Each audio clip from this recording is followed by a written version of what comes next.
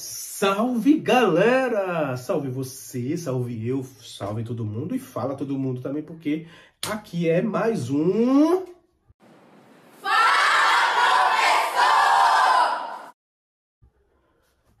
professor! Pois é, fala professor, com o professor Fernando Souza. Você curte logo esse vídeo aqui, se inscreve nesse canal, manda pros amigos, porque tem que ter um número aí baixo, o número fazer live. Eu quero fazer live, quero ser patrocinado aí, Elon Musk, Microsoft, Facebook. Quem é mais milionário aí? Se você tem algum pai milionário também quiser, né, ajudar a minha live, minha vida, eu aceito também, tá bom? É isso aí, galera. Vamos aqui falar sobre reforma protestante contra a reforma católica. A gente vai falar rapidamente sobre algumas coisas para você relembrar do conteúdo. Beleza? Primeira coisa é que a religião é o cristianismo. A igreja protestante e a igreja católica são religiosidades dentro do cristianismo. Não são religiões diferentes, prof? Não. Quer dizer que eu vou na missa ver o padre e o meu vizinho vai lá ver o pastor. A gente é da mesma religião? É. Normalmente, de forma costumeira, o povo fala assim que é religião diferente. Tá bom? É mais fácil, né? Para poder entender, mas a religião é a mesma que é o cristianismo. Religiosidades entende assim, ó. Perceba assim, a religião é o tronco e as religiosidades são os galhos, certo? Mas elas têm coisas em comum que fazem delas ter a mesma religião. O que é que vai acontecer? A Igreja Católica, depois de 1000 anos, na Idade Média, tendo muito poder, fazendo muita coisa, vai ter alguns membros do seu clero fazendo besteira. É muito poder, gente. Quando tem muito poder, faz muita besteira. Então, eles vão ter algumas práticas que vai começar a chamar a atenção da galera. E lembre-se aí que estamos em um contexto histórico de início de Idade Moderna. Pensamento renascentista, razão, racionalidade. A galera já começa a estudar, a perceber que ali tem alguma coisa de errado. O que vai acontecer? A Igreja Católica vai pregar, por exemplo, a vida humilde, mas vai estar ali no luxo, na riqueza. A Igreja Católica vai ser contra o lucro, vai ser contra o ganho dos capitalistas, dos burgueses, dos comerciantes, só que ela mesma vive de pedir doações, então começa a surgir essas coisas. Mas tem algumas coisas que vão ser mais importantes e vão ser mais inquietantes, que é a venda de indulgências e a famosa simonia. O que seria a simonia, prof? Simonia seria a venda de relíquias sagradas, tipo pedaços da cruz que Jesus carregou, pregos que foram colocados na mão de Jesus, lágrimas da mãe de Jesus quando ela chorou, espinhos da coroa que colocaram em Jesus. A gente hoje já sabe disso, que isso é impossível de ter acontecido, literalmente impossível. Porém, as pessoas, coitadas inocentes, caíam nesses golpes e compravam essas coisas. E isso era mentira, assim como a venda de indulgências. O que seria uma indulgência? Uma carta carimbada e assinada pelo Papa, pelos padres, dizendo que você estaria livre dos seus pecados e entraria no céu. Ótimo assim, né? Já apronta um bocado, depois paga para estar livre. Então, isso era horrível. E quando isso começou a ganhar forma, essas cartas de indulgências eram vendidas até em feiras livres, para vocês terem ideia. Um cara chamado Martim Lutero vai ficar muito chateado com isso. Ele era um bispo da Igreja Católica e ele vai começar a mandar cartas para o Papa dizendo que isso estava errado, que isso não poderia acontecer, porque nada na Bíblia justificava isso. E por que ele falou isso? Porque ele era um tradutor da Bíblia. Ele era um cara extremamente respeitado no meio. Ele fazia a tradução da Bíblia manual, gente. E ele falava 16 idiomas e escrevia em 16 idiomas, inclusive os 4 idiomas da época de Jesus: aramaico, hebraico, italiano antigo e latim. Então o cara não era qualquer um. Só que o Papa não vai ouvir ele, ninguém vai ouvir ele fica muito retado, então ele vai fazer o famoso documento das 95 teses. Ele vai pegar e colocar 95 teses que mostram que o que estava acontecendo estava errado. E aí vai começar a reforma protestante. Detalhe, Lutero, quando ele começa a reforma protestante, ele quer só melhorar a Igreja Católica, ele amava a Igreja Católica. Só que aí não dá certo, porque a igreja vai perseguir ele, vai tentar matar ele, vai considerar ele um herege, E aí sim ele vai surgir com uma nova igreja, a primeira igreja protestante do mundo, que é a chamada Igreja Luterana, certo? Ele consegue fazer isso com o apoio dos príncipes feudais alemães e também da burguesia alemã. Por quê, prof? Porque tanto um como o outro tinha vontade de diminuir o poder da Igreja Católica. A burguesia, por um motivo óbvio, se a igreja condenava ao lucro, e a burguesia, os comerciantes, queriam lucrar. E os príncipes feudais, que eles queriam ter mais poder, os reis queriam ter mais poder, a igreja se intrometia em tudo. E também eles estavam de olho nas terras da igreja. Então, Lutero, na verdade, só conseguiu dar certo por causa disso. Lutero só conseguiu fazer a igreja dele, o movimento dele dar certo. Aliás, a gente só está aqui falando dele porque a burguesia e os reis apoiaram ele, protegeram ele, porque senão ele teria morrido. Fácil, fácil. Professor, quando comete uma heresia, quando vai contra as ordens da igreja, né? Quando comete uma heresia, você é julgado, né? E pode ser condenado à morte. A morte bem feia aí, por sinal. Pode ser na fogueira, pode ser enforcado, pode ser decapitado. Tem diversas formas, certo? E aí, prof, e aí surge a primeira igreja do mundo, que é a Igreja Luterana. O que é que você tem que se ligar nessa igreja? Desculpa, gente. Meu pulmão caiu aqui, viu? Daqui a pouco eu pego. Mas dá para seguir. A Igreja Luterana, ela vai ter princípios norteadores. Quais são os princípios norteadores? Salvação pela fé. O que justifica a sua salvação é a sua fé. Sacerdócio universal. O que quer dizer isso? Qualquer pessoa pode ensinar o evangelho. Não precisa estudar anos para virar padre. Por isso, prof, que o pessoal crente, que a gente chama de crente, sai pelas portas, né, pregando, E negação da infabilidade papal. Professor, que palavra horrível, infabilidade. Antigamente acreditava-se que a palavra do Papa era infalível. Tudo que ele dizia tinha que ser seguido. Lutero chega lá e diz, o Papa é um homem como qualquer outro. Pode acertar e pode errar. Então ele nega essa autoridade da palavra do Papa. Esses são os chamados princípios norteadores. Tem outras coisas. Lutero vai banir o uso de imagens. Ele diz que não era necessário ter uso de imagens, nem de Jesus, nem de Maria, nem de santo nenhum.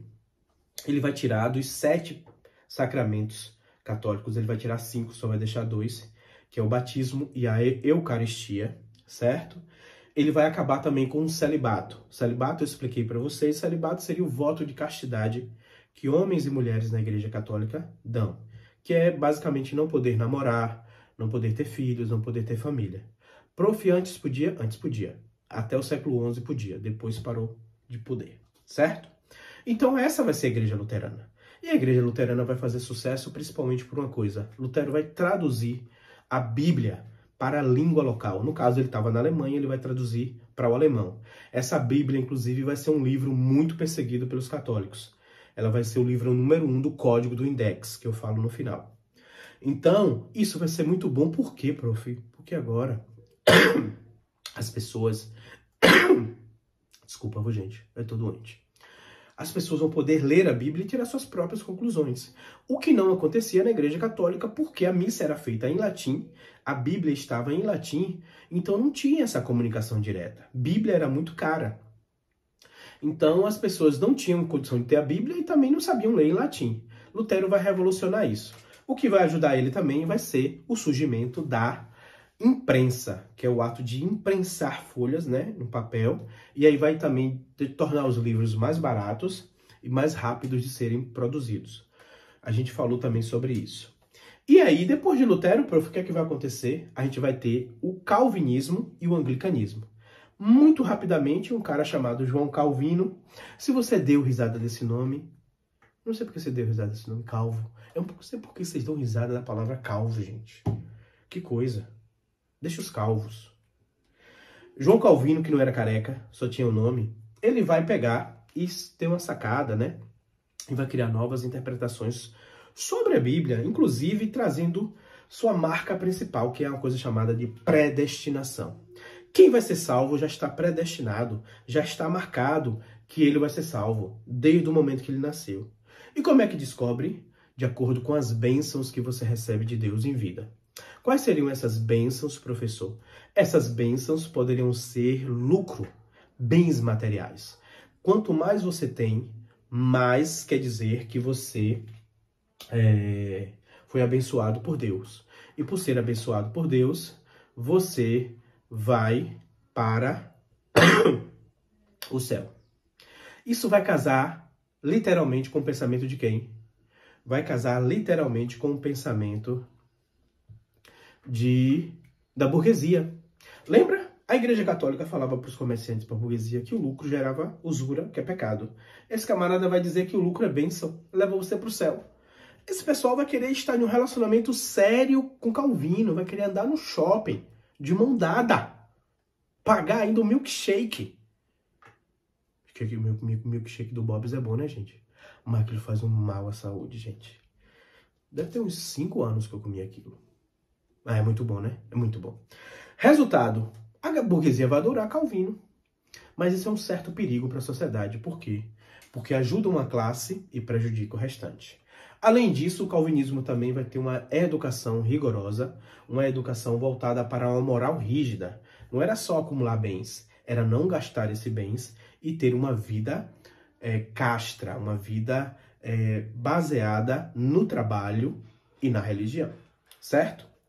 Por último, a gente vai ter o anglicanismo. O anglicanismo vai surgir na Inglaterra. A gente viu que ele vai surgir por um motivo pessoal. O rei, Henrique VIII, ele queria casar-se de novo, queria, na verdade, anular o seu casamento com Catarina de Aragão para casar com Ana Bolena. Só que aí o Papa não autorizou, o Papa não ia muito com a cara de Henrique também. O Papa não cancelou o casamento dele. E na Igreja Católica só se casa uma vez, com exceção de Fábio Júnior. Essa é uma piada que só seu pai e sua mãe vão entender. Você não vai entender. Então, segue o barco. O que acontece então, prof? Ele vai lá e rompe com a Igreja Católica, cria uma nova igreja para que ele possa casar com essa tal de Ana Bolena para ter um filho. Ele queria um filho homem para assumir o trono no lugar dele. Basicamente, isso era o sonho de qualquer pessoa, que dirá de um rei, nessa época. E aí, o que acontece? Ele não consegue ter esse filho, né? Mas ele consegue descobrir que ele vai ter agora um poder muito grande nas mãos.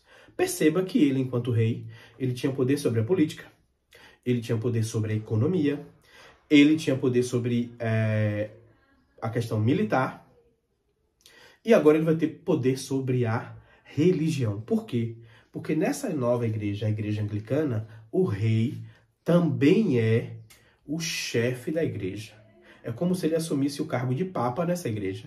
Ou seja, ele aumentou demais o poder dele. Então esse lance de ter o filho ficou até de segundo lado. Ele ficou até separado, porque ele aumentou demais o poder dele. E isso vai gerar o quê? Vai gerar muita briga e confusão, obviamente. Entre calvinistas, que moravam lá, os chamados puritanos, entre os católicos e agora os anglicanos. A galera vai começar a brigar bastante. Até que a igreja anglicana se fortaleça e se fixe lá, vai ter muita confusão, certo? Mas o grande lance da igreja anglicana é você perceber que o Estado, que é o rei ou rainha, ele manda na igreja, ele está junto com a igreja. Enquanto que Lutero separou a igreja totalmente de qualquer outra coisa, e João Calvino, Henrique VIII vai juntar. Na prática, a igreja anglicana ela vai ter elementos do catolicismo e elementos do luteranismo. Porém, o grande lance está justamente nessa ideia do Estado, do rei mandar. Beleza? Essa, então, é a reforma protestante, certo? A Igreja Católica vai ficar de boa, prof? Não, né, gente? A Igreja Católica, né, a instituição que mais mandou na história do mundo, ela não vai ficar quieta, ela vai fazer a famosa Contra-Reforma Católica, ou Reforma Católica. Ela vai ter alguns princípios básicos que é muito fácil de se lembrar. Ela vai tomar algumas atitudes. Para quê? Para frear, para conter o avanço do protestantismo na Europa. A igreja ainda vai ser maioria na Europa, mas ela consegue perceber que ela perdeu um pouco do poder, então ela vai criar essa contra-reforma para isso. Dentre algumas atitudes dela, no famoso Concílio de Trento, que foi na cidade de Trento, na Itália, e concílio quer dizer reunião, por isso o nome Concílio de Trento, ela vai, por exemplo, criar a famosa Companhia de Jesus, ou os jesuítas. Qual é a função desses caras, que eram chamados de soldados de Jesus? Eles iam para os continentes novos, como América, África e Ásia, para conquistar novos fiéis. Onde é que eles deram muito certo? Aqui, no Brasil. A cidade de São Paulo, que é a nossa maior cidade, foi construída por conta dos jesuítas, da presença deles, certo? Outra coisa que vai acontecer é a afirmação do poder da autoridade do Papa. Eles vão manter a autoridade do Papa como infalível, eles vão manter os 7 sacramentos católicos, eles vão manter o culto aos santos e à Virgem, eles vão tirar somente a venda da carta de indulgência. A carta de indulgência e a simonia vai parar, certo? Isso vai parar, mas o restante eles só reafirmam tudo, continua tudo. E também eles vão reativar um tribunal que estava meio que aposentado, que era o famoso Tribunal do Santo Ofício, ou também chamado de Inquisição. Era basicamente um tribunal para julgar crimes religiosos.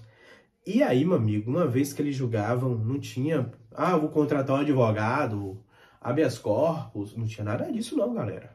A pessoa normalmente não conseguia se livrar e a pena era dura. Quando não era uma prisão perpétua, era queimar. Inclusive em Feira de Santana, Feira City, 2 mulheres foram queimadas acusadas de bruxaria, onde hoje é mais ou menos ali a Praça do Nordestino. Uma em 1724 e outra em 1726. Pois é, mas mulheres foram bastante perseguidas nessa época. A Inquisição perseguia então quem? Mulheres que eram vistas como bruxas, judeus, hereges, pessoas que eram considerados hereges, perseguiam também blasfêmios, pessoas que cometiam blasfêmia. Então era um tribunal bastante ativo, certo? Eles eram muito ativos e normalmente a pena era de morte, certo? Por fim, vai criar um código chamado Código do Index, que nada mais é do que uma relação de livros. Livros que poderiam ser, vamos dizer assim, proibidos de ter em casa e de ler. Quem é o top 1 desses livros? A Bíblia traduzida por Lutero, óbvio. Então o Código do Index seria uma relação de livros que você não podia nem ver, nem tocar, nem ter em casa. Se fosse encontrado com esse livro, você poderia ser julgado e assim morto e queimado. Ok? Tranquilo? Entenderam? Então é isso, meu povo e minha pova. Essas são as características básicas aí da reforma protestante contra a reforma. Eu espero ter ajudado vocês. Se inscreve aqui, deixa o like, comenta outros assuntos que vocês querem ver. E até um próximo vídeo. E me desculpe pela voz, que tô doente. E é isso aí. Um beijo.